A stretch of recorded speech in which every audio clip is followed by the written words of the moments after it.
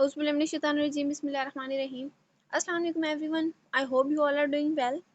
हम लोग verbal intelligence test की प्रिपरेशन कर रहे थे और उसमें आज का जो हमारा टॉपिक है वो ब्लड रिलेशंस का। सबसे पहले आपको पता होना चाहिए कि हमारे पास ब्लड रिलेशंस क्या होते हैं, कौन से होते हैं ब्लड रिलेशंस। ठीक है, ब्लड रिलेशंस होते हैं जो हमारे खूनी रिश्ते होते हैं। आज हम लोगों ने उनकी पहचान करनी है, उनकी पहचान इन इंटेलिजेंस टेस्ट करनी है कि अगर हमें डिफरेंट तरीक़ों से बताया जाए कि आपका ये लगता है, ये लगता है, तो आपका ये फ़लाँ क्या लगेगा। ठीक है, तो हम लोगों ने इस तरह से बताना है। इसमें तमाम इन्फॉर्मेशन मैंने आपको गिवन कर दी है। ठीक है, आपको ज़्यादा मुश्किल नहीं होगी अगर आप ये वीडियो अच्छे से देख लोगे, आप समझ लोगे और उसके जितने भी नोट्स वगैरह मतलब यहाँ पे जो बने हुए हैं आपको उनको अच्छे से उनको प्रिपेयर कर लोगे, देन ईजीली आपका ब्लड रिलेशन कॉन्सेप्ट क्लियर हो जाएगा। तो सबसे पहले आ जाते हैं इसके इंट्रोडक्शन पे कि blood relation does mean biological relations. ठीक है, जो जैसे मैंने आपको पहले बताया जो हमारे खूनी रिश्ते होते हैं वो ब्लड रिलेशंस कहलाते हैं। उसमें हमारे पास ब्रदर हो गया, सिस्टर हो गया, फादर हो गया, मदर हो गए। ठीक है, paternal grandfather, paternal grand mother. Paternal जो होता है वो हमारे पास फादर की तरफ से है। ठीक है, और जो मैटरनल ग्रैंडफादर है या मैटरनल ग्रैंड मदर है वो हमारे पास मदर की तरफ से है। ठीक है, तो ये तमाम जितने भी हैं भांजी भांजा हो गए, कज़न हो गए, चाचू मामू जितने हुए ये हमारे पास ब्लड रिलेशंस है, ब्लड रिलेटिव्स है। अब इसके हमारे पास दो मेनली टाइप्स होती हैं, blood relation from paternal side and blood relation from maternal side. एक होता है जो आपके बाबा की तरफ से है, जो आपके फादर की तरफ से है, and second one blood relation from maternal side जो कि आपकी मदर की साइड से होंगी। ये दो रिश्ते होते हैं। ठीक है, अब इसमें उन्होंने पैटर्नल साइड को सेपरेट किया हुआ है और मैटरनल को सेपरेट। तो पैटर्नल हम लोग पहले पढ़ते हैं कि this type of relation can be further subdivided into three types. Number one, past generations of father.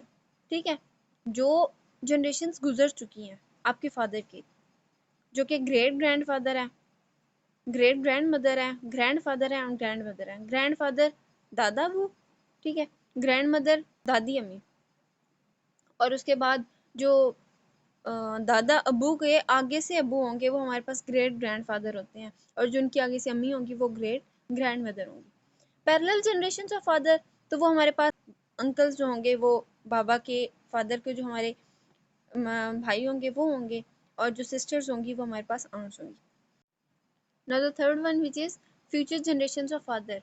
ठीक है, जो कि बेटे हो गए, बेटियां हो गई, जो फादर्स की फ्यूचर जनरेशन होगी। ठीक है, बेटे बेटियां अगर हमारे बाबा का देखें, हमारे फादर्स का देखें, तो उनके बेटे बेटियां, उनके आगे से पोते पोतियां, ये इनकी फ्यूचर जनरेशन होगी। इसी तरह से हम लोगों ने मैटरनल साइड की भी की हुई है। इसके भी तीन पार्ट्स टाइप्स हैं डिवाइड किए हुए। पास्ट जनरेशन ऑफ मदर जो कि मैटरनल ग्रेट ग्रैंड फादर हैं। ठीक है, मैटरनल ग्रेट ग्रैंड मदर है, मैटरनल ग्रैंड फादर है एंड मैटरनल ग्रैंड मदर है। मैटरनल ग्रैंड फादर हमारे पास नाना अबू और मैटरनल ग्रैंड मदर हमारे पास नानी अम्मी, और फिर उनके आगे से अम्मी और अबू वो हमारे पास great maternal great grandfather and maternal great grandmother होंगे। पैरेलल जनरेशंस जो हैं वो हमारे पास maternal uncles and maternal aunts हो गए, जो कि अम्मी के भाई होंगे, ऑब्वियसली हमारे जो मामू हैं, और उसके बाद जो मैटरनल आंट्स होंगी वो होंगी। And third one is future generations of mother, जो अम्मी की फ्यूचर जनरेशन होंगी वो कौन होंगी, son, daughter, grandsons, granddaughters. ठीक है, तो वो इसके अंदर आ जाता है। नेक्स्ट है कि हमारे पास ब्लड रिलेशंस। आपने ये जो दो हैं स्लाइड्स, इन दो स्लाइड्स को, एक ये है और इसे एक नेक्स्ट है, इनको अच्छे तरह से आपने ये सारा खुद ही क्लियर करना है, आपने इसको याद करना है। ठीक है, अब इसमें मुश्किल कोई नहीं है, बहुत ईजी है। जस्ट आपने रिलेशंस बताने हैं कि हाँ जी ये रिलेशन क्या होगा, फादर्स सन और मदर्स सन। आपको पता है कि आपके जो बाप का बेटा है, ठीक है, वो कौन है, वो आपका भाई होगा। नंबर सेकंड पे देखें, father's daughter and mother's daughter, तो वो आपकी क्या होंगी, वो आपकी सिस्टर होंगी, जो आपके बाबा की बेटी होंगी। फादर्स ब्रदर, ठीक है, तो वो अंकल होंगे, और वो अंकल पैटर्नल साइड से होंगे तो वो पैटर्नल अंकल होंगे। एंड फादर सिस्टर, तो वो आपकी आंट होंगी, पैटर्नल आंट होंगी। इसी तरह से ये सारे जितने भी हैं रिलेशनशिप, आपने ये सारे एक दफ़ा लाजमी पढ़ने हैं। ये आपके ये क्लियर होंगे, देन आप वो क्वेश्चंस इजीली कर सकोगे। ठीक है, नेक्स्ट में भी यही है, father mother brother sister uncle, ये तमाम जितने हैं इसके अंदर भी दिए हुए हैं, तो आपने ये 2 स्लाइड्स मस्ट करनी है, ठीक है। इसके अलावा आपको वरना समझ नहीं आएगी। नोट्स मैं आपको तभी बोल रही थी कि आपने नोट्स अच्छी तरह से प्रिपेयर करने हैं ये वाले। Father husband of mother and mother's husband, mother के जो हस्बैंड होंगे वो आपके फादर होंगे, and wife of father's wife वो कौन होंगी, आपकी मदर होंगी, ठीक है। इसी तरह से जितने ये रिलेशंस हैं ये भी आपने याद करने हैं। Next important information, without the information of gender no relationship can be established between two people, ठीक है। And if you want that you establish relationship between genders, you must go through from these 2 slides, okay. Now for example, if given that R is child of P and Q, okay, अगर हम कहते हैं कि R जो है वो बच्चा है P और Q का, then we can only say that P and Q are the parents of R, ठीक है। हम लोग सिर्फ यही कह सकेंगे, अगर आप खुद सोचो कि हम कहें कि आर बच्चा है पी और क्यू का, तो हम सिर्फ जस्ट इतना ही कहेंगे कि पी और क्यू जो है वो उसके फादर हैं, सॉरी पेरेंट्स हैं, ठीक है। हम ये फाइंड आउट नहीं कर सकते कि R is the son of P of Q और R is the daughter of P and Q, ठीक है। हमें नहीं पता कि वो आर सन है या डॉटर है, हमें इसका कोई कॉन्सेप्ट नहीं है।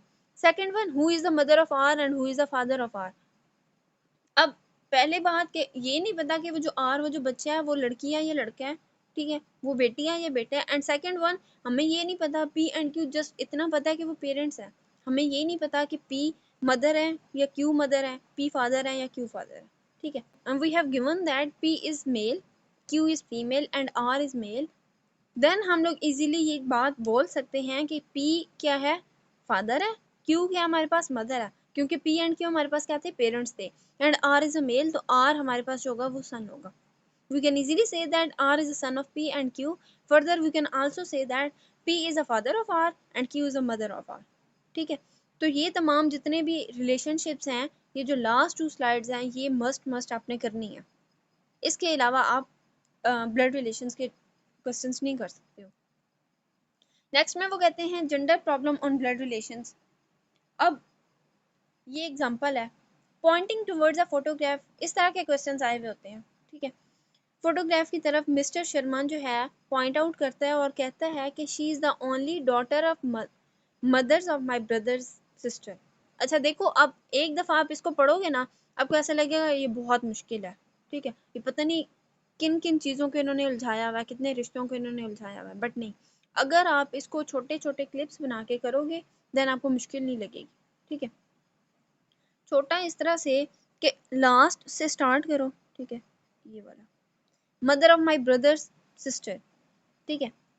तो अम्मी के भाई की बहन, अम्मी के भाई की बहन, आप बहुत इजी आपके लिए ये होगा कि अगर आप ये तमाम रिश्ते अपने साथ आप कंपेयर करोगे, ठीक है, आप सब अपने साथ कंपेयर करो कि मेरी अम्मी की जो भाई हैं, यानी कि जो आपके मामू हैं, उनकी जो बहन है, तो वो दोबारा आपकी अम्मी हुई, ठीक है, वो हुई। तो आपकी अम्मी मतलब इतना तक जो भी बात चली है उसमें जस्ट आपकी अम्मी का जिक्र है। She is the only daughter of mother. अब देखो, ओनली डॉटर ऑफ मदर। अब मिस्टर शर्मा कहता है कि वो जस्ट क्या है, अम्मी की बेटी है। ओनली डॉटर तो मतलब वो जस्ट अकेली है, एक ही बेटी है, वो उसकी क्या हुई। यहाँ पे आंसर आप देखो, इसमें कहते हैं here we have to find relationship between Mr. Sharma and the lady in the photograph. Mother of my brother's sister does mean Mr. Sharma's mother, ठीक है। ये जो पहली बात मैंने आपको बोली थी कि ये तो हमारे पास हो गई कि मिस्टर शर्मा की क्या हो गई, वो अम्मी हो गई। सेकंड वन जो उन्होंने बात की कि only daughter of mister Sharma's mother does mean that sister of mister Sharma. अब सिर्फ एक उसकी बहन है, ठीक है, और वो ओनली डॉटर ऑफ मदर, तो वो जस्ट जब उसकी अम्मी की एक ही बेटी हुई तो वो मिस्टर शर्मा की क्या होगी, बहन होगी। इस तरह से क्वेश्चंस आते हैं, ये ज़्यादा मुश्किल नहीं होते। जस्ट आपके लिए ये होता है कि आपने इसके छोटा छोटा पॉइंट बनाना होता है और उन पॉइंट्स को लेके चलना होता है। एंड सेकंड वन कि आप अपने रिलेशंस के साथ इसको कंपेयर करो, देन आपको इजीली समझ आ जाएगी। Next one, blood relations based on family tree. अच्छा वो तो था हमारे पास सिंपल क्वेश्चन। अब कुछ होते हैं वो बहुत देखने में ऐसे लग रहा होता है कि इससे ज़्यादा मुश्किल क्वेश्चन कोई नहीं होगा, ठीक है, बट नहीं, उसका भी सोल्यूशन मैं ले आई हूँ। और उसका सोल्यूशन ये है कि आपने फैमिली ट्री बनानी है। फैमिली ट्री कैसे बनाना है आपने, आपको वो भी मैं बनाना सिखाऊंगी, यहाँ पे एग्जांपल भी करवाऊंगी कि किस तरह से हम लोग फैमिली ट्री बनाते हैं और उस तरह से ब्लड रिलेशंस का कैसे हम लोग क्वेश्चन कॉन्सेप्ट क्लियर करते हैं। For such type of question, a family tree is made in which some symbols are used as below. अब डिफरेंट हमारे पास रिलेशंस जब दिए जाते हैं तो हस्बैंड एंड वाइफ के दरमियान हम लोगों ने ये रिलेशन लगाना है, ठीक है। उसके बाद ब्रदर सिस्टर के दरमियान हम लोगों ने ये लगाना है सिंबल, सॉरी ये मिट गया, ये वाला, ठीक है। ब्रदर सिस्टर के दरमियान ये वाला लगाना है, पेरेंट्स के दरमियान ये वाला लगाना है, फादर और मदर के दरमियान, ठीक है। और अगर हमारे पास बच्चे के साथ उन्होंने कंपेयर करना है ना पेरेंट्स को, फॉर एग्जांपल अगर अली है और उधर से फादर है हमारे पास, तो ये फादर का ऊपर एफ रखेंगे और अली जो है वो नीचे डाउनवर्ड होगा। वो क्यों होगा कि चिल्ड्रन जो है वो पुट एट द बॉटम होगा। जो माइनस साइन होगा हम लोग फीमेल के लिए यूज करेंगे और जो मेल होगा उसके लिए हम लोग प्लस साइन यूज करेंगे। अच्छा, इसमें जो क्वेश्चंस होते हैं ना वो ये होता है कि P is the father and Q is the mother, और इस तरह के जो क्वेश्चंस होते हैं, जैसे एक क्वेश्चन हम लोग पहले भी कर चुके हैं, ठीक है, R is the children of P and Q, ठीक है, इस तरह से। तो अब हमें नहीं याद रहता कि हाँ जी फादर इसमें कौन था, फीमेल कौन थी, मेल कौन था, तो उसके लिए हम लोगों ने माइनस साइन फीमेल के लिए यूज करना है और प्लस साइन हम लोगों ने मेल के लिए यूज करना है। Now adopting and using the above given examples we can make a family tree and solve the given problem. Let us see the family tree. हाँ जी, तो ब्लड रिलेशन ट्री एग्जांपल जो है वो हमारे पास ये आ गई है। अब आपने जब ट्री एग्जांपल करनी है तो आप ये मस्ट कर लो कि आपने वो जो सिंबल्स मैंने आपको बताए हैं, आपने वो सिंबल्स भी याद रखने हैं, ठीक है, वाइफ हस्बैंड का, ठीक है, उसके बाद ब्रदर सिस्टर का, पेरेंट्स चिल्ड्रन का, फीमेल का माइनस है और मेल का हमारे पास प्लस साइन होगा। और उसके बाद जो ये दो स्लाइड्स हैं, ये दोनों स्लाइड्स रिलेशनशिप्स की आपने टेबल मस्ट करनी है, ठीक है। अब आ जाते हैं हम लोग अपने क्वेश्चन पे। एग्जाम्पल उन्होंने दी हुई है कि Q is a brother of C and C is a sister of Q. R and D are brother and sister. R is son of A while A and C are wife and husband. How is Q related with D? कुछ पल्ले पड़ा? कुछ भी नहीं पड़ा। एक flow में जब आप पढ़ोगे ना आपको कुछ समझ नहीं आएगी, ठीक है। तो अगर इसके लिए करना है तो क्या है, स्किप नहीं करना ये क्वेश्चन, आगे नहीं जाना कि ये टाइम टेकन है, नो, अपने जस्ट प्रैक्टिस करनी है।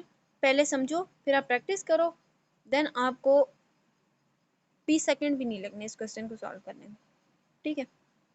और हमें तो टाइम भी इतना चाहिए होता है, इससे ज़्यादा हमें टाइम भी नहीं चाहिए होता। तो ब्लड रिलेशंस का टॉपिक जो है आज आपका बहुत क्लियर हो जाएगा। अब मैं आप लोगों को बताती हूँ कि किस तरह से इन्होंने यहाँ पे किया हुआ है। वो ट्री हम लोग यहाँ पे बनाते हैं और उस ट्री से आपको इजीली समझ आ जाएगी। पहली है कि Q is the brother of C।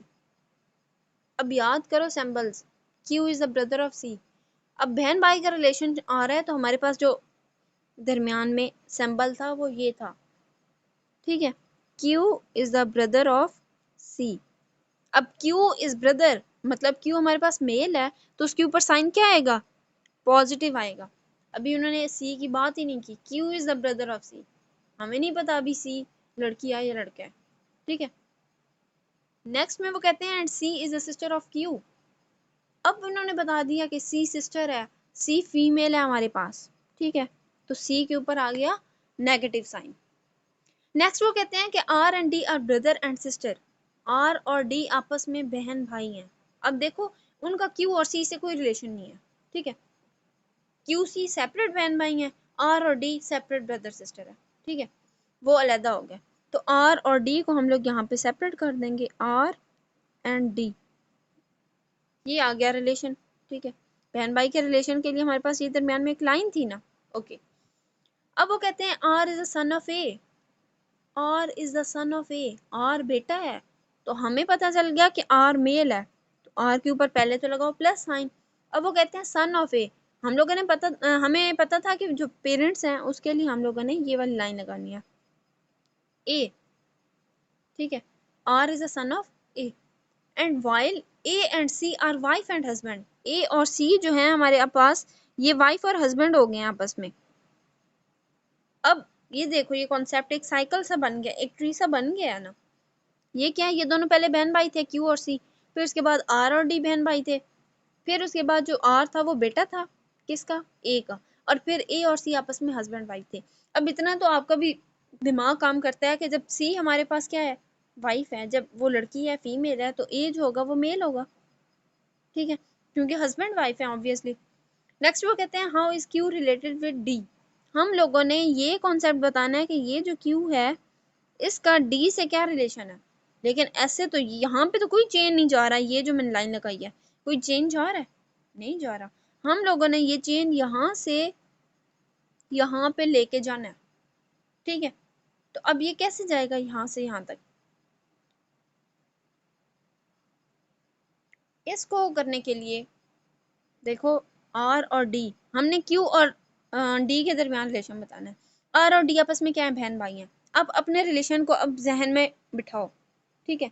आपका जो भाई है, भाई, ठीक है, और फिर आर के जो फादर हैं, मतलब आपके भाई के जो फादर हैं, आपके भी फादर हुए वो, और फिर उनकी जो वाइफ है, ए और सी, उनका रिलेशन क्या है, हस्बैंड वाइफ का।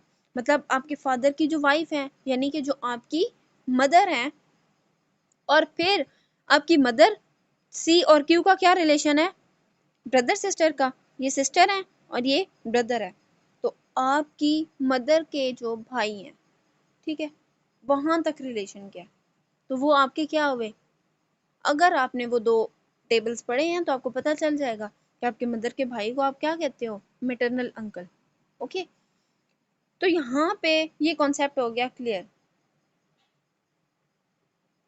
अब इन्होंने बात की है कि clear that C is a mother of R and D as Q is a brother of C, then Q is definitely the maternal uncle of R and D. Hence, we can say that Q is the maternal uncle of D, and this is a required answer for our question. अगर आपको ये tree की सही समझ आ गई है, ठीक है, आपको ज़्यादा मुश्किल नहीं होगी, ज़्यादा क्या, आपको बिल्कुल भी मुश्किल नहीं होगी अगर आपने इसको सही तरह से किया, ठीक है।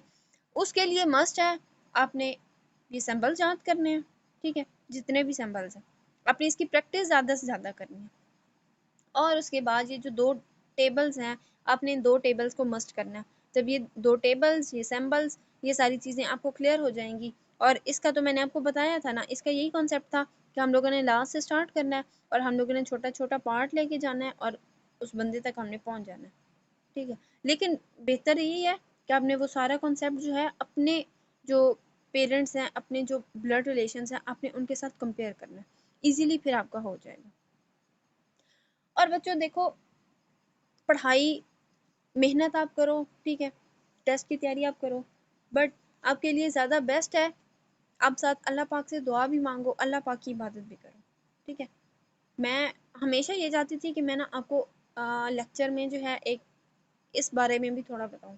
जस्ट ये नहीं कि आपने सिर्फ मेहनत करनी है, ठीक है, आप फर्स्ट प्रायोरिटी अपनी अल्लाह ताला को दो।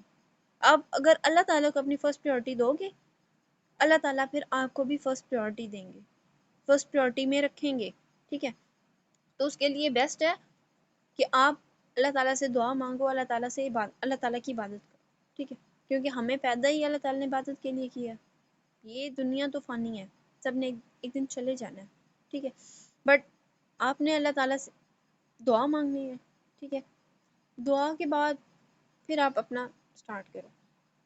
हम लोग क्या करते हैं, हम लोग अगर पढ़े होते हैं ना, तो हम कहेंगे चलो इतना मैं कर लेती हूँ, चलो पढ़ नहीं रहे होंगे, कोई और काम कर रहे होंगे, चलो हम लोग कोई और काम कर लेते हैं, फिर उसके बाद जो है नमाज पढ़ेंगे, ठीक है। नहीं, अगर आप पहले नमाज पढ़ोगे और फिर उसके बाद, क्योंकि आप जहन में ये चीज़ रखोगे, अपने दिल में ये चीज़ रखोगे कि अगर मैंने अल्लाह ताला को पहले रखा तो अल्लाह ताला मुझे भी पहले रखेंगे। वो 70 माओं से ज़्यादा प्यार करते हैं, 70 माओं से ज़्यादा, ठीक है। तो अभी कोई शुमार नहीं है उनके प्यार में, हम लोग सोच भी नहीं सकते हैं जो एक माँ का प्यार, कि अगर रात को एक बच्चे को बुखार हो तो माँ पूरी रात नहीं सोती है, ठीक है, उसके सर में दर्द हो या बच्चा डर जाए, सहम जाए, तो माँ पूरी रात नहीं सोती है।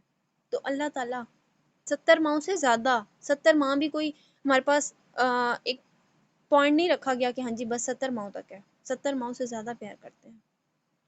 तो आप अपने अल्लाह ताला को फर्स्ट प्रायोरिटी दो, अल्लाह ताला आपको फर्स्ट प्रायोरिटी में रखेंगे, ठीक है। और अल्लाह ताला पे यकीन सबसे बड़ी बात, अब अल्लाह पे यकीन रखो, मेहनत करो, अल्लाह ताला से दुआ मांगो, इंशाल्लाह आपके हक में वही होगा जो सबसे बेहतर होगा, ठीक है। तो आपने इसको अच्छी तरह से करना है, मुझे भी दुआ में याद रखना है, अपने घर वालों को, और अल्लाह ताला से दुआ ज़रूर कीजिएगा, ठीक है। अल्लाह ताला से आप दुआ करेंगे, आप अल्लाह से मांगोगे, देन आपको बेहतर मिलेगा, आपको अच्छा मिलेगा। आपकी दुआएं अगर यहाँ पे कबूल नहीं होती ना, हम लोग समझ रहे होते हैं हमारी दुआ कबूल नहीं होती, बट आप लोग कभी सोचो ना कि मैंने जो फलां दुआ मांगी थी, अगर वो मेरी फलां जगह पे कबूल नहीं हुई तो वो कहीं ना कहीं पे आके वो कबूल हुई है, ठीक है। आप ये ना समझना कि आपकी दुआएं रद्द हो जाती हैं, कभी भी रद्द नहीं होती। इस दुनिया में ना सही आपको आखिरत में ज़रूर इसका सिला मिलेगा, ठीक है। तो अपनी अच्छी तरह से आप मेहनत करो, इंशाल्लाह आपका टेस्ट भी क्लियर हो जाएगा। और जो भी वीडियोस हैं आप उनको अच्छे से समझो, ठीक है। जितना भी टाइम यहाँ पे इस वीडियो को सुनने में लगाते हो उसमें आसपास ना देखो, जस्ट उस चीज़ पे प्रैक्टिस करो, उसकी उस पर फोकस करो, आपको तमाम वीडियोस की समझ आ जाएगी, इंटेलिजेंस भी क्लियर हो जाएगा इंशाल्लाह। इसके बाद हम लोगों ने फ़िज़िक्स पे जाना है, फ़िज़िक्स के बाद इंग्लिश पे जाना है। वो तमाम टॉपिक्स जो हैं मैं फ़िज़िक्स के चैप्टर वाइज एफएससी की बुक्स जो हैं हर चैप्टर के डेली के मतलब एमसीक्यूज़ करवाऊंगी। फिर उसके बाद इंग्लिश पे जाएंगे, इंग्लिश के डिफरेंट टॉपिक्स होंगे, उन टॉपिक्स के बाद हम लोगों ने मैथ्स की तैयारी स्टार्ट करनी है, बिकॉज सीएई एरोनॉटिकल इंजीनियरिंग उसमें मैथ्स भी मस्ट होती है। तो मैथ्स हम लोग मैथ्स के भी करेंगे, एमसीक्यूज़ वगैरह जो इंपॉर्टेंट टॉपिक्स हुए हम लोग वो भी करेंगे, ठीक है। अगर आप लोगों को फिर भी कोई पॉइंट क्लियर नहीं होता, किसी चीज़ की समझ नहीं आती, आप लोग कमेंट करो, ठीक है, आपको फ़ौरन रिप्लाई मिलेगा, ठीक है। और दुआ में याद रखिएगा, जज़ाकल्लाह खैरन कसीरा।